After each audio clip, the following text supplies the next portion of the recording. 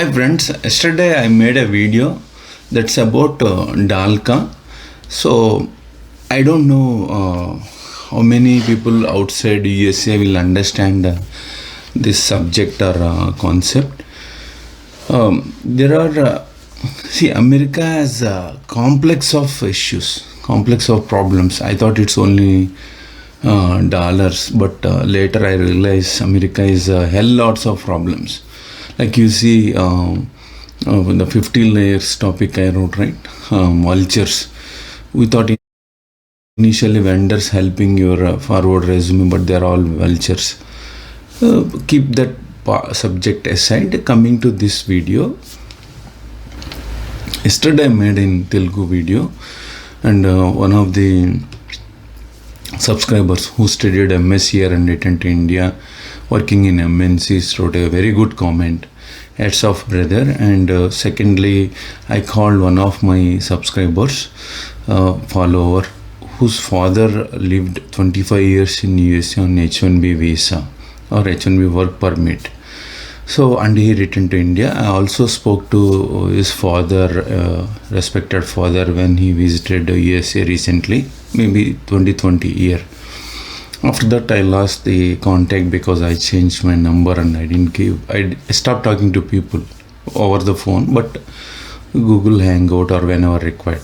And when I spoke to him day before yesterday, and it's kind of very sad because that gentleman returned to India because H4 visa, when you get 21 years, you have to abruptly leave the country is the rule on H4 visa. So for example, H1B got if H1B visa, an IT professional in India, his age is 50 years example.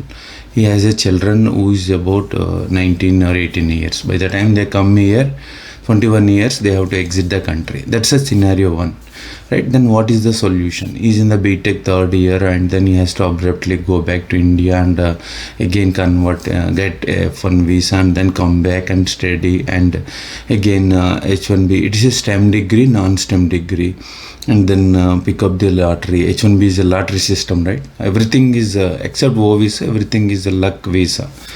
So then got a OPT, then again he got a job, he got laid off because of 2020, and he studied in the top 100 universities and then laid off, and then again he went to California, Infosys, laid off because of Trump rule.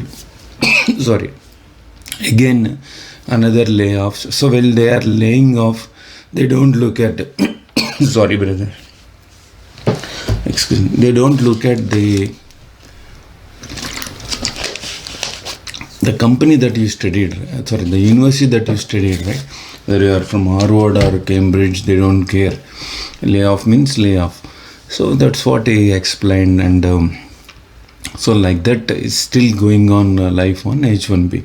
So last time when I spoke to him, his OPT got expired and H1B got picked up in the latter, and that US client has terminated. So these are the problems in the full time also.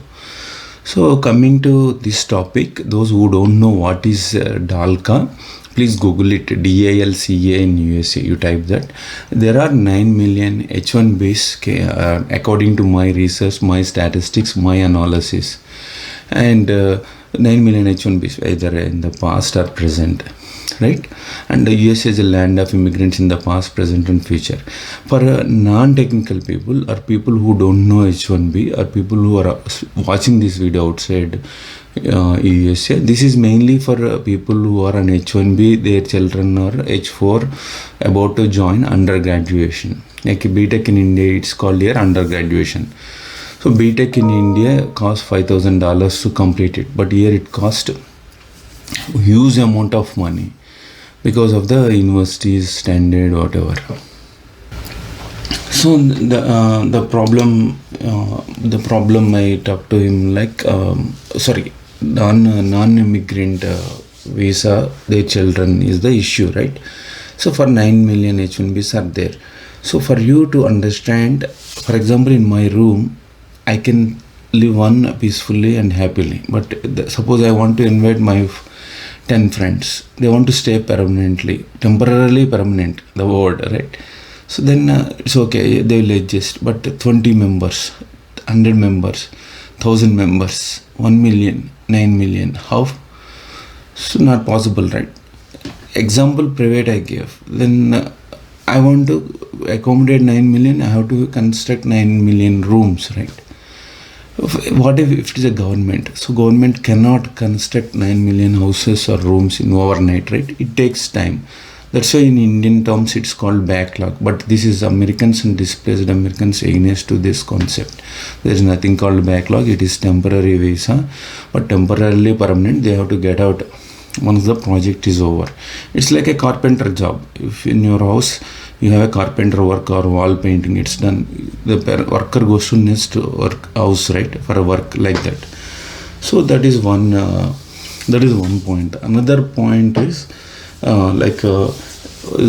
coming to the undergraduate, these kids issue. What is the thing they need to do? I mean, what are their choices? Like they have a dream college, Wharton University or Ross or top 10 universities. Fees are very expensive and high, but at 21 years they have to exit. Do they need to pursue that? In COVID time, many H1s died, and recently also 50 years in many Indians are dying here. Don't know whether it is because of the COVID vaccination or not doing any exercise, or those who are doing exercise 10 is also dying with heart attacks. So we don't know. So the H1B has to alive, right? So if they die, then the dependents, they have to go back to India.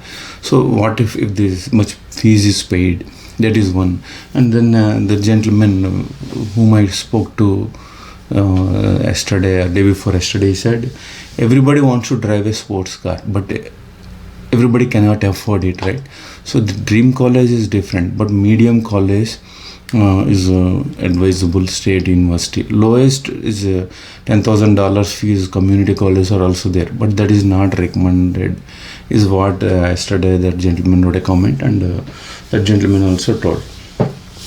Then another example he gave is suppose I'm in New York, person A, he wants to go to California. So how does he go? Like take a cycle, car, train, or fly, right? Flight. So which is most economical and you can reach? Going there is important, not how you traveled is not important. So like you go by a sports car, something like that. You go by a top 10 university, top 100 university, top 1000 university, or whatever, below 10,000 rank university. So that is what he is an example. And then other one is my ex-colleague posted a few lines. It is there and online. The H1Bs have a priority date. Priority date means you are an H1B, but you are not in the line of a green card. If you stand in a line of green card, they will give you some coupon. That coupon, you call it as a priority date. So suppose the coupon given through the employer. If you change employer, this coupon, you have to tear it. Some they say the coupon is valid, I will go to the next line, I will stand. It's not possible. Theory is okay.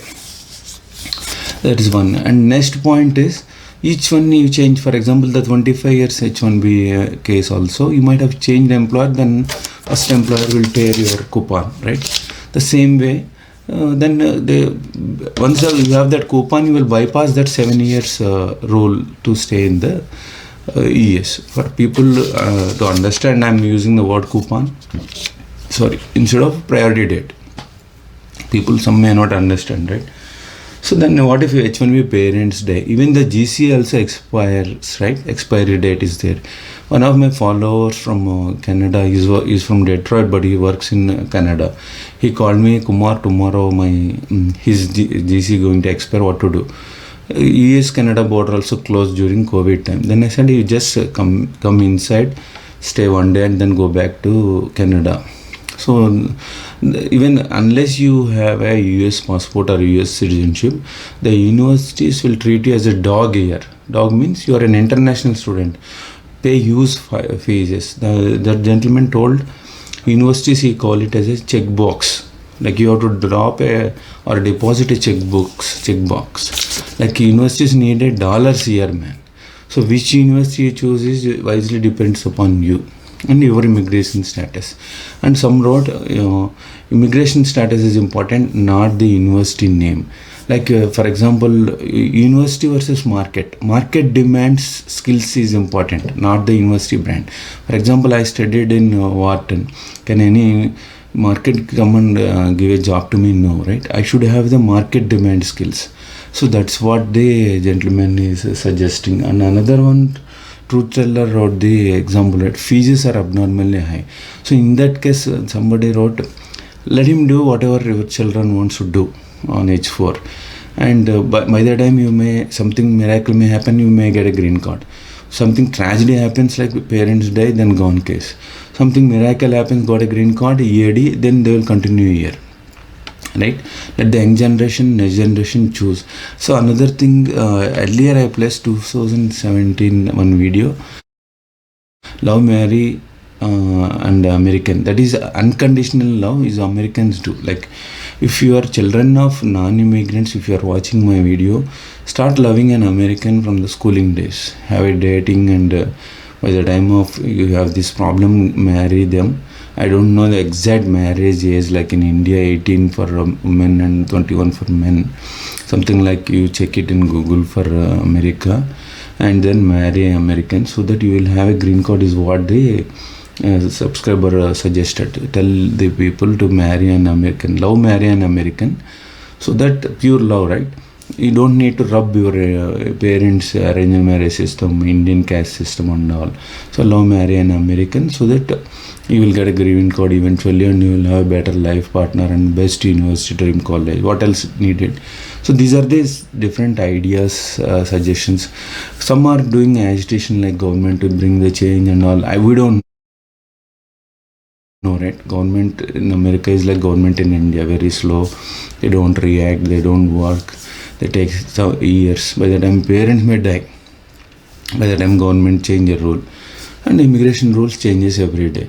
So somebody wrote, go to Singapore, Canada, Australia, English speaking countries, and then complete and come back. And some suggested go to Hyderabad university is better for BTech.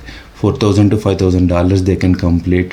Some suggested BITS Pilani, and then come back to US for MS, for Texas A&M University, because it costs very less fees, 15 lakh Indian rupees, like $20,000, 30,000. Less than that you can finish the MS here. So then again, market demand skills, right? IT. Like for example, I studied BA, then MCA I did night college or evening weekend college. I didn't spend much of the money, but I spend money for certifications for 1995 to till date. Every year I spend. So that's how I'm alive in the IT industry, right? Market demand. Even if it's layoffs, you have to take it as a blessing in disguise. But if you are an F1, OPT, CPT or H1B, that is a problem. CPT is 12 months, OPT is for 27 months. So America prefers STEM graduates. Then chances are high to H1B pickup, right? Though it is a lottery system. Non-STEM, for example, you do BBA, finance or non-IT, then abruptly you have to leave after the CPT card expired and H1B not picked up. You cannot do BTech twice, right? Undergraduation twice. You have to do masters again F1 visa. Again, masters you have to do IT to get a OPT, because you already faced that problem CPT. So these are the complex issues. Please write your solutions for who are watching this video, who are required. They will be happy to know different of opinions or choices. Thank you.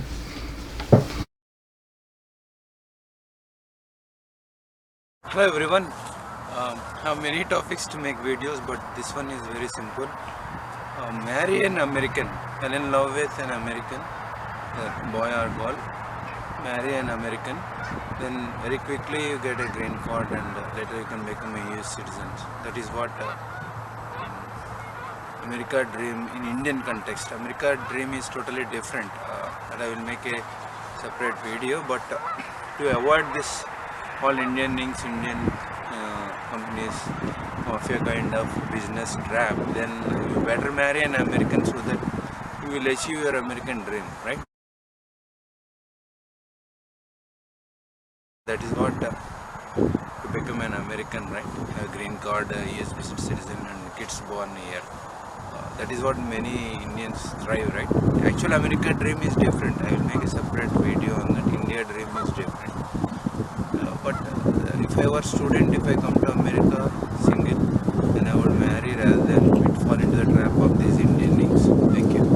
Marry with pure love, I am saying. And in India, arranged marriage, love marriage, dowry is there. The evil system. That's what even h1right.com, Pallavi, one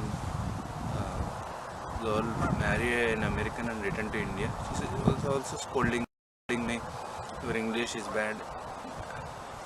Look at what the fight I'm doing, not my English and hair color, okay? Thank you. Hey friends, I placed one video, fell in love and marry an American if you are on F1 visa. In continuation to that, part 2, I'm recording this video. One of the followers who studied MS here and sent a couple of statements, right? Like if there is a divorce, both of them are Americans, that's a genuine divorce. If one of them is Indian, it's a fraud, this is a fraud.